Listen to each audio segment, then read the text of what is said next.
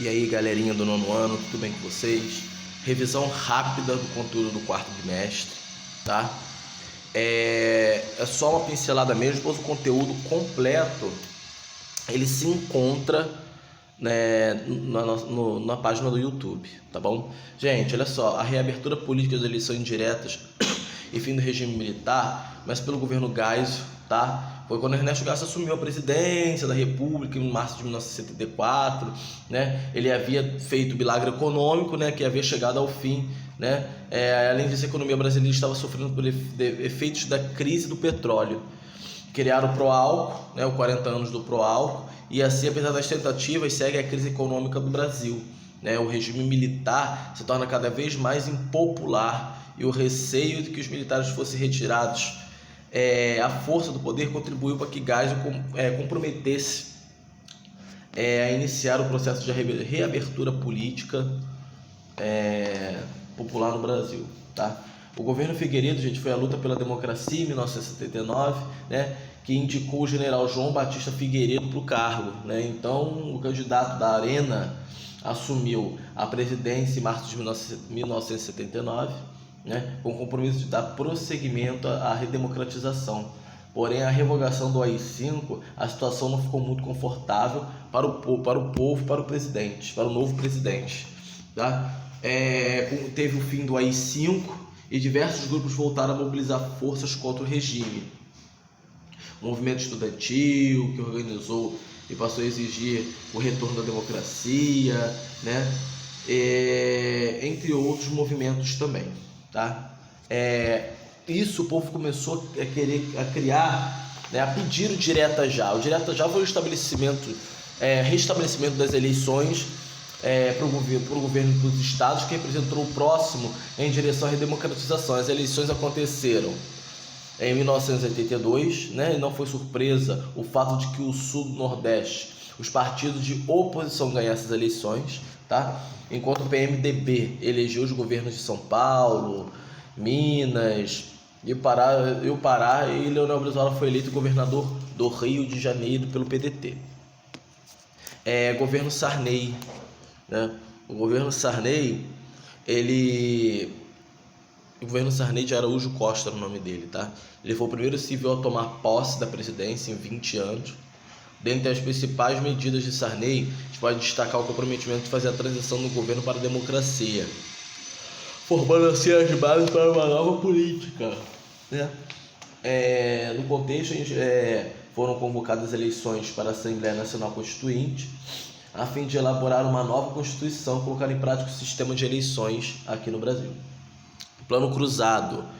O Plano Cruzado e o Plano Bresser, gente, a economia brasileira estava passando por uma grande crise, questão de desemprego, inflação 200% por ano, tá? E o aumento da pobreza aumentou cada vez mais aqui no Brasil. Para resolver o problema econômico, Sarney adotou o Plano Cruzado, que substituiu o cruzeiro por uma nova moeda. O cruzado, ele rapidamente gerou a queda da inflação, juntamente com a política de congelamento de preços e produtos. Constituição de 1978. Apesar da profunda crise econômica, Sarney deu prosseguimento ao projeto de campanha de Tancredo Neves. Um dos principais pontos desse projeto era a substituição da Constituição de 1967, imposta pelo regime militar. Assim sendo, convocou uma Assembleia Nacional Constituinte em julho de 1986. Essa Assembleia foi heterogênea, tá? Com um cenário de intensas disputas. Na divisão existia um lado dos progressistas e outro lado representado pelos parlamentaristas mais alinhados, na criação de leis que favorecessem a população, os trabalhadores, vinculados ao PCB, PDT e todos esses partidos que tinham aqui no Brasil, né? Do outro lado estavam os parlamentares do centro-direita, comprometidos com os interesses presenciais da elite empresarial, né? E existia um grupo ligado aos parlamentares de centro que temia uma grande aproximação dos grupos mais conservadores. Governo Itamar e Fernando Henrique Cardoso, FHC. O fim do governo de Collor, né? José Sarney, como eu falei para vocês na última aula, né, na nossa primeira aula do quarto bimestre, Collor assumiu, só que José Sarney governou até 1989, quando ocorreram as primeiras eleições presidenciais, diretas, e 29 anos. João Goulart havia sido o último presidente eleito em 1960. O Sarney, então, foi substituído por Fernando Collor de Mello, e venceu, então, o líder sindical Luiz Inácio Lula da Silva, no segundo turno do pleito. Collor, jovem ainda político, havia construído sua carreira política no estado de Alagoas.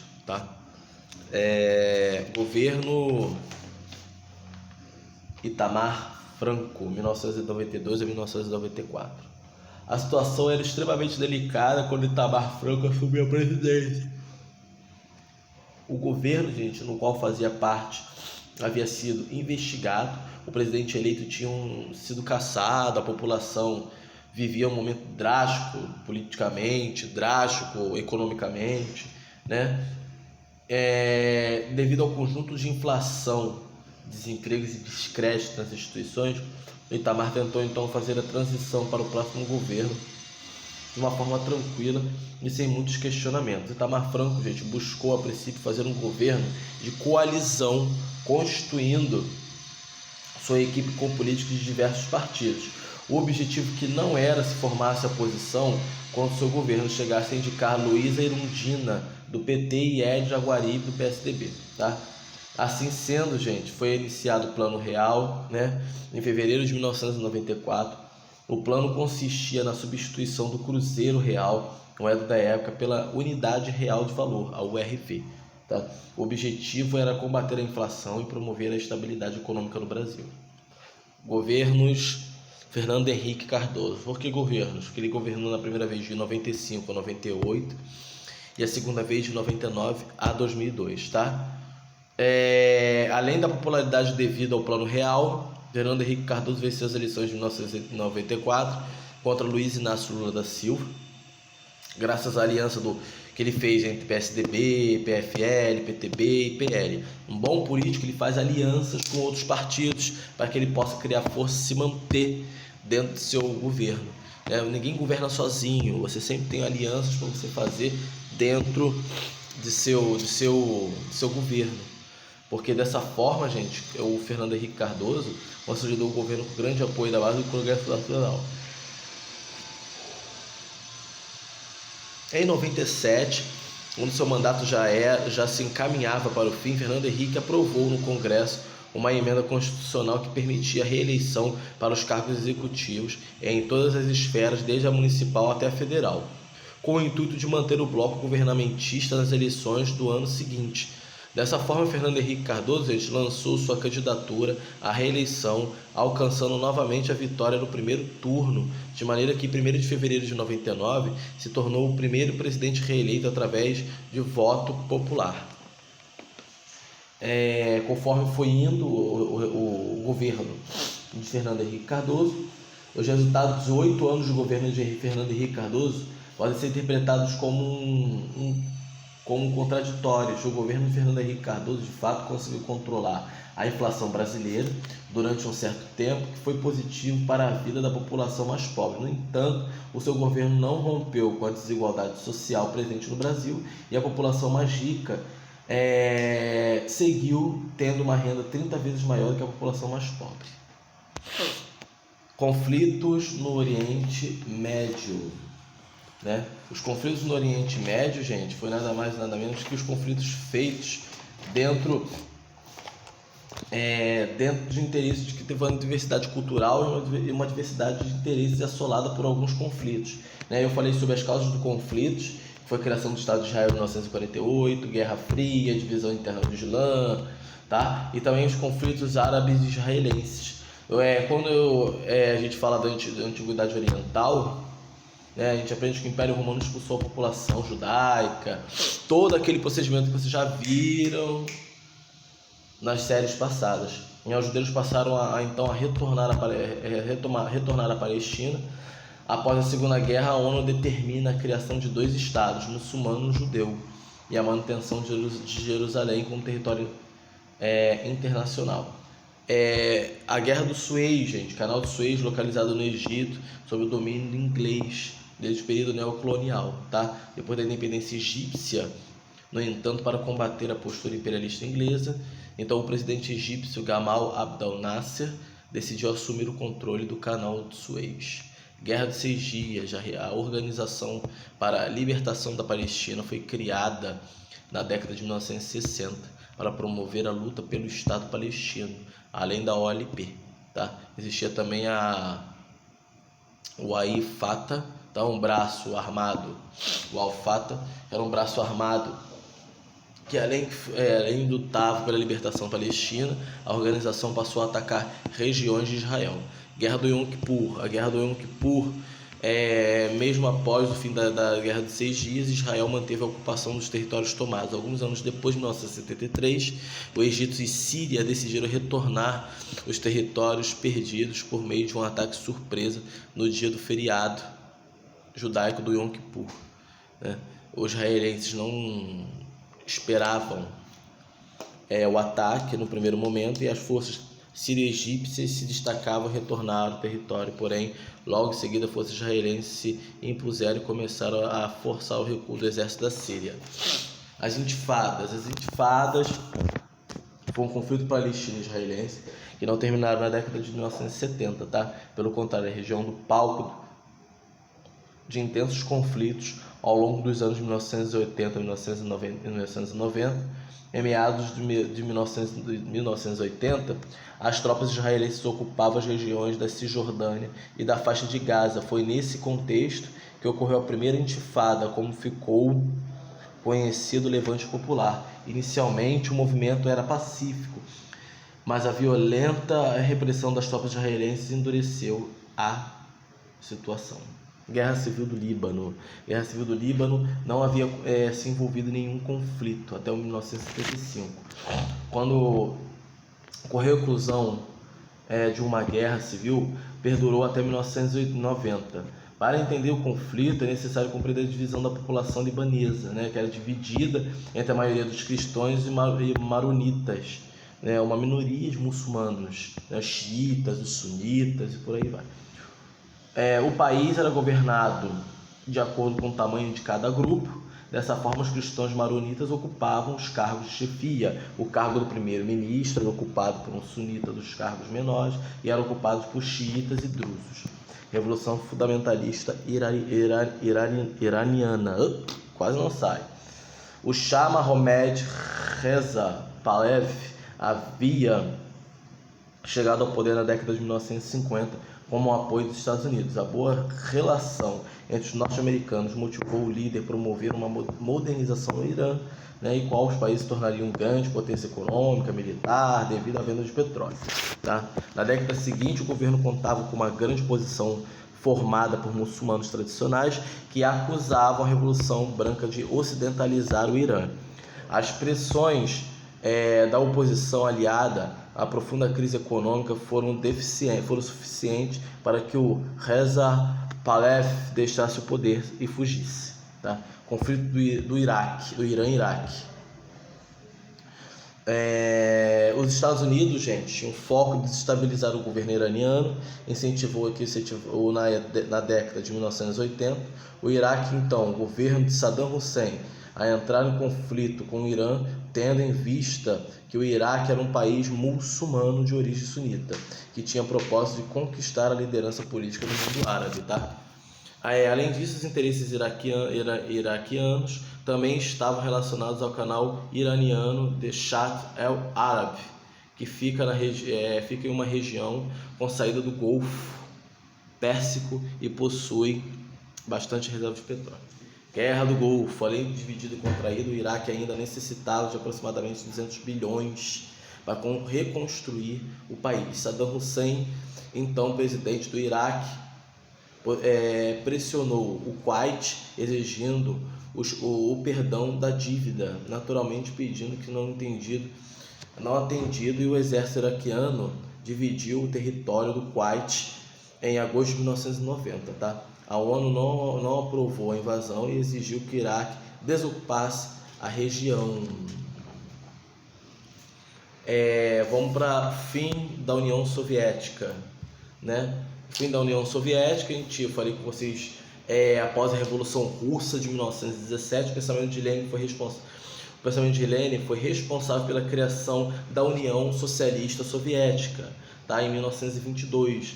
Com a morte de Lenin, a governança da União Soviética foi assumida por Joseph Stalin, né? Então, secretário-geral do Partido Comunista. Stalin manteve um cargo de secretário-geral em 1922 até 1952. Tá? O primeiro-ministro da União Soviética de 1941 a 1953. Tá?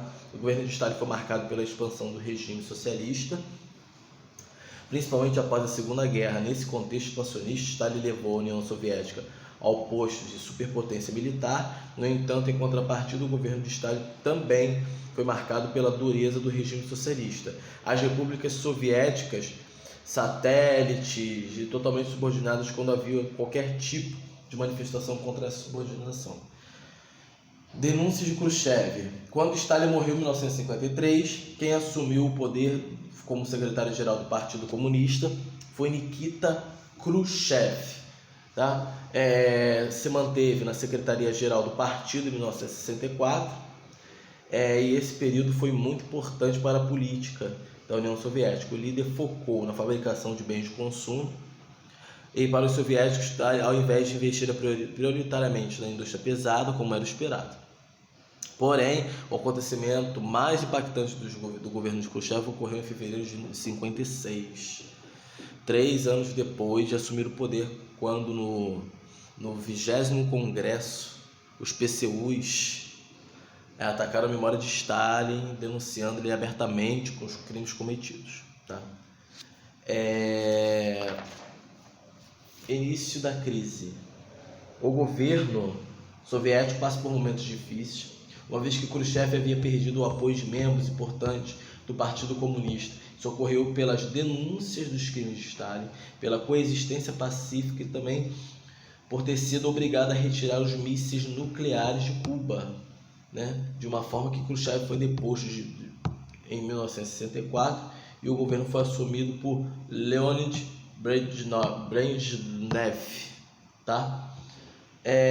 Devido ao descontentamento do governo anterior, Brezhnev procurou restabelecer algumas linhas políticas do período stalinista e por isso teve o expansionismo territorial como uma das principais características do seu governo. Glasnost e Perestroika. Glasnost, gente, foi um modelo de abertura política criado em 1986, que além de aproximar a União Soviética do mundo ocidental capitalista, promoveu uma maior abertura para os meios de comunicação, inclusive para criticar o governo. Essa medida possibilitou ainda que os outros países pudessem ter acesso às informações, abre para a população, né, tudo aquilo que aconteceu na União Soviética, né?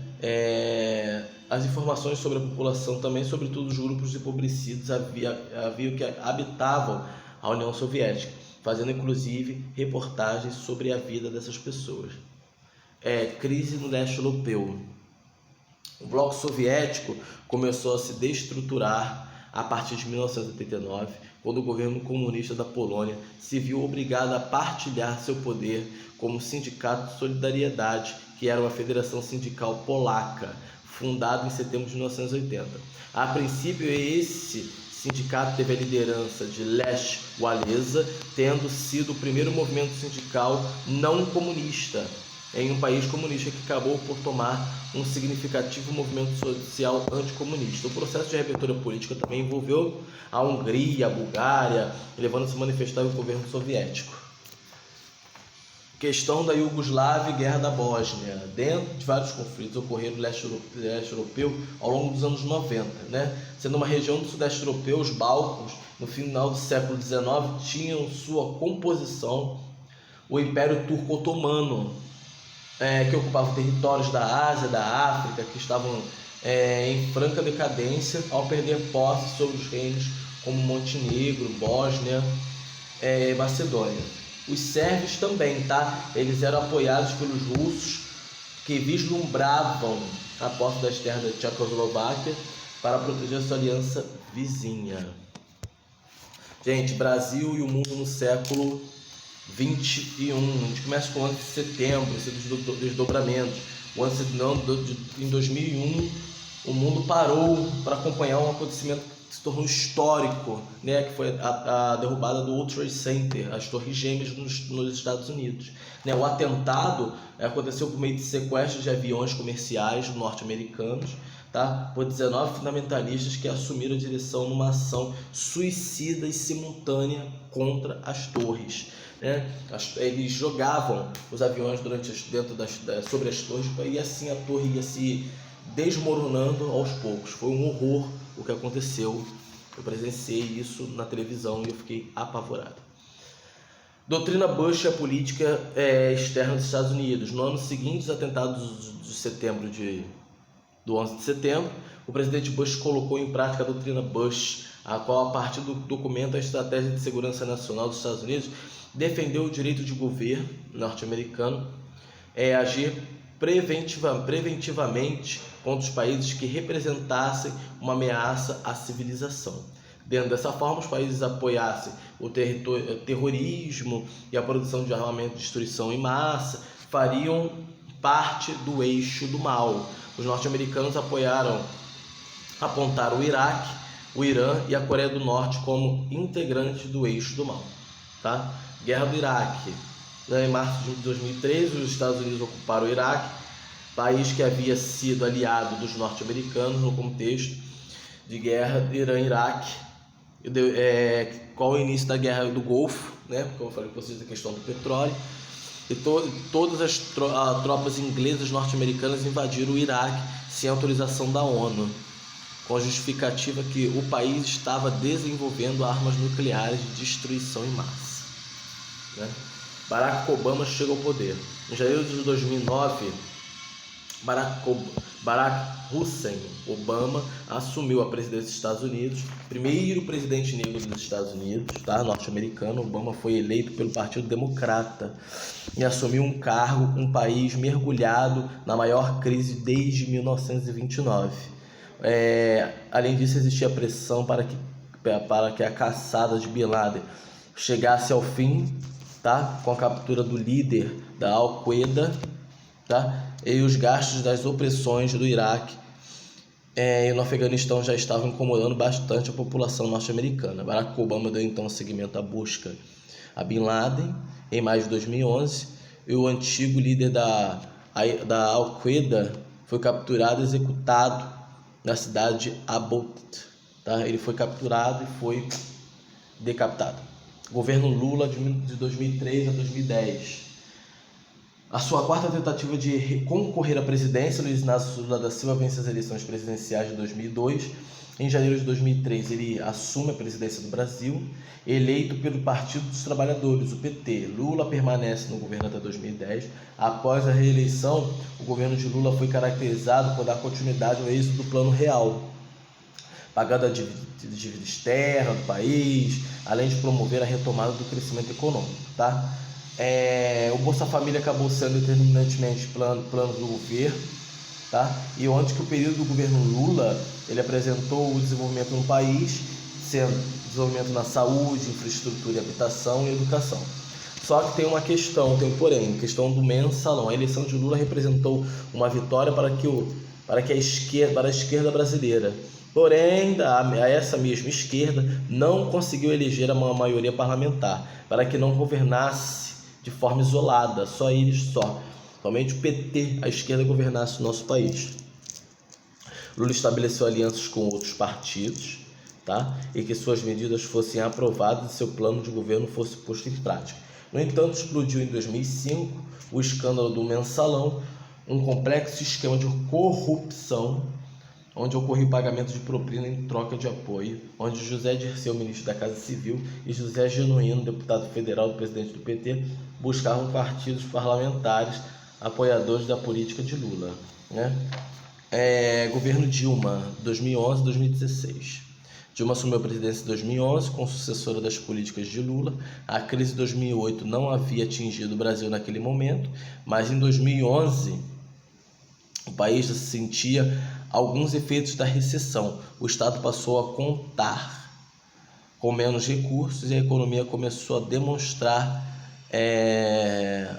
sinais de enfraquecimento. Por isso, havia necessidade de encontrar uma estratégia para que o projeto de mudanças iniciado por Lula fosse continuado, né? A oposição começou a organizar com a ideia de frear o aumento do consumo de massa em prol de uma economia unicamente agroexportadora,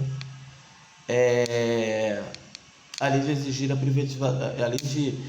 exigir a privatização de algumas empresas. Pressionada, Dilma passou a adotar a política de negociação com o grande capital privado. Assim sendo, Dilma promoveu uma importante mudança em relação política e econômica de Lula. A manifestação de 2013. Em 2013, diversas prefeituras anunciaram o aumento de suas passagens. Manifestações eclodiram por todo o país. Com o tempo, os protestos seguiram acontecendo, mas tinham perdido a motivação do valor das passagens. Organizações do centro de direita passaram a disputar a hegemonia dos protestos, que se transformaram em manifestações apartidárias com o governo federal. O momento era delicado, a insatisfação já era precedente de boa parte da população brasileira. De um lado, setores mais populares estavam descontentes com os problemas econômicos do Brasil. Aí a população resolveu querer, né? A população direita querer tirar Dilma do poder, né? E assim teve o processo de impeachment em 2015. O país já vivia uma grande crise, a situação econômica estava cada vez mais delicada e os gastos com a Copa das Federações e a Copa do Mundo tinham sido intensos, deixando a situação ainda mais difícil. Uma grande operação movida pelo Ministério Público e Polícia Federal em conjunto descobriu o esquema de corrupção dentro da Petrobras. E a Operação Lava Jato descobriu o esquema que envolvia atuações de doleiros, pagamentos de propinas e licitações fraudulentas. Não foi comprovado nada contra Dilma, né? Dilma teve o impeachment, ela foi retirada do poder e assim foi um golpe feito dentro da presidência da República. Gente, fique com Deus, tá? Próximo vídeo é só para quem está de recuperação, tá? O vídeo de recuperação, o Léo vai passar para vocês, para a turma, né? Quem está e quem não está de recuperação comigo, tá bom? Fiquem com Deus, se cuidem, por favor.